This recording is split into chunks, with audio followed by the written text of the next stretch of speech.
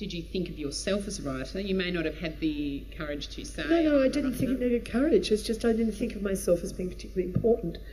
I think writers are important people. I never met any writers until I was on the Women Writers train, and that was Murder on the Ballarat train. That was 1993. I just thought of myself as a storyteller, and I was doing it for fun. I never expected to particularly get published. I was writing novels because they took me somewhere else. That's why I used to write about the present or the past. I never read about the present. I read about the past, or I read about the future. My father adored science fiction, so he gave me science fiction books. Actually, his favourite author was Ray Bradbury, who writes the short stories. God, he's good. Which I read since I was 8. The first one I read was called A Sound of Thunder. It scared the hell out of me. It's about time travel and going back to hunt a dinosaur. You remember? Do you remember the story? And he steps on a butterfly, yeah. When he comes back, the future is utterly changed. Yeah.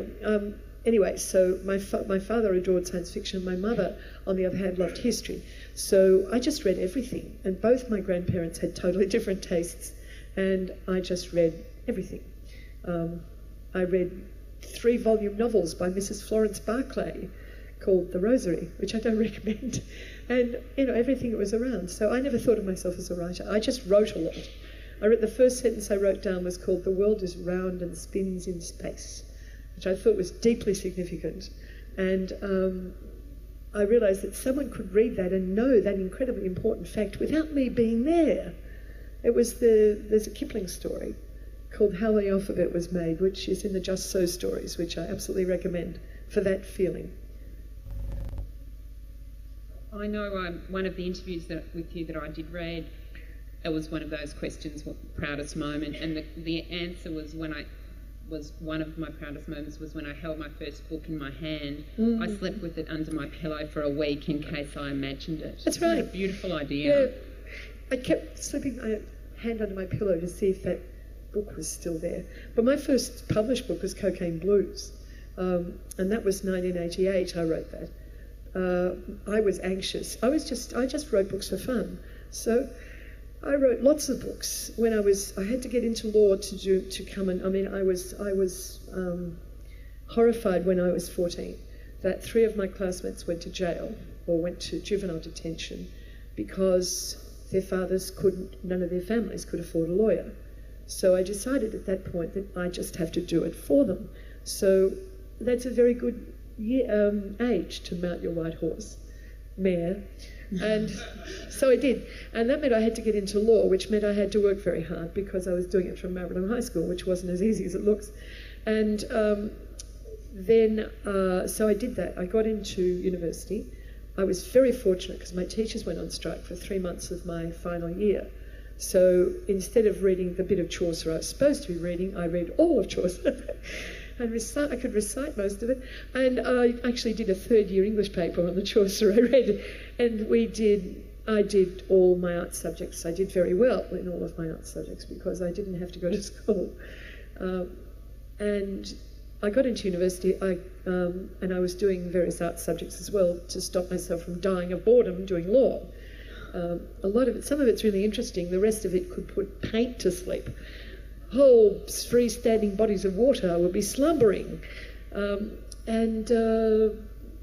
wrote books for fun, and I wrote lots of books.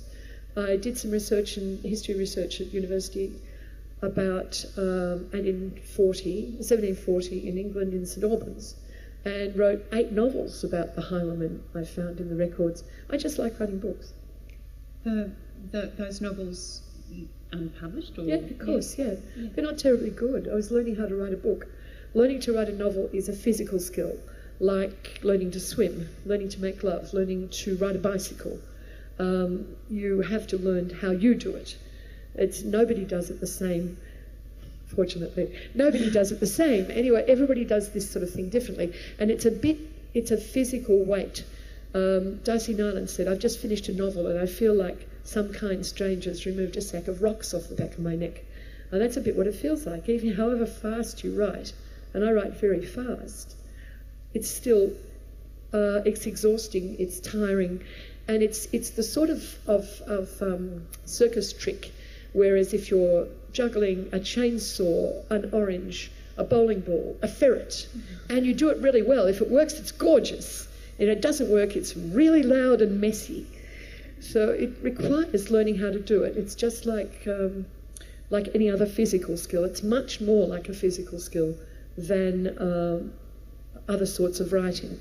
You can learn all sorts of tricks. You can learn point of view. You can learn different speeches, different writing, different voices, all that sort of stuff. But what you really got to write is a story that wants to be written. It's sitting there going, poke, up. You know, other people have a muse, a beautiful winged woman who descends in fire, probably called Erato, and wraps her wings around her suppliant.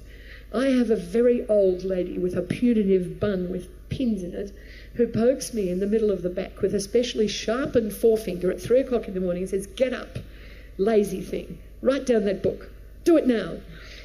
So I get up and write it down.